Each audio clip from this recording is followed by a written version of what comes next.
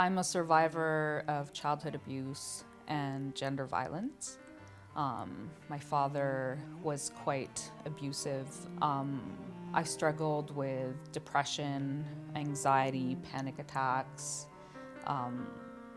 being suicidal since the age of 5 or 6. Up until very recently, and just within the last year, I was diagnosed for the first time as having bipolar. A lot of these traumas that I've experienced have carried with me throughout my life. But I survived it. My name's Abla.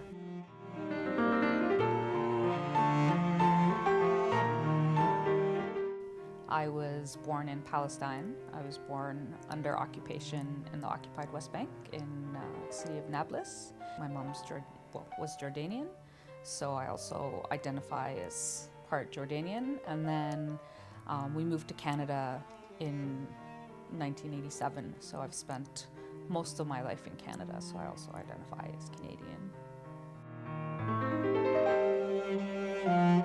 Growing up, it was very much a secret, both in Jordan and here. We always hid it. No one really noticed that I was really actually not doing well emotionally.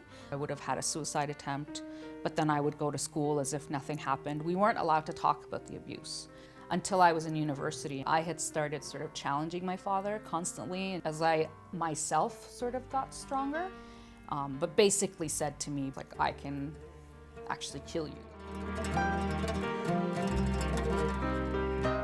So at that point, I actually ran away from home for the first time, and that was sort of my act of liberation out of necessity. I was never allowed to have any kind of support for my mental health issues because my father knew as an abuser there's no way that you could see a therapist without talking about the abuse. So the first time I actually talked about the abuse, I think I was maybe 20 or 21. And then it was just dealing with all the years of trauma.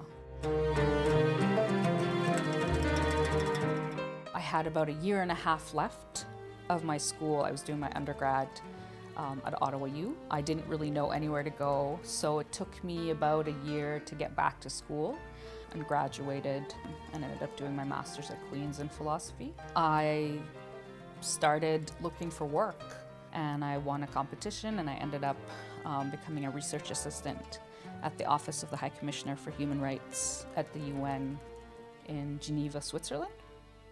And then after that, I ended up getting a job with the Center on Housing Rights and Evictions. And I was based out of Jordan, and they sent me to do a project in the Middle East on women's inheritance rights under Islam. When I moved back to Canada, I ended up working with the Sexual Assault Support Center, and then got into doing more environmental work, and then finally Palestine solidarity work. And I've been a member of the Ottawa activism community for quite a few years now.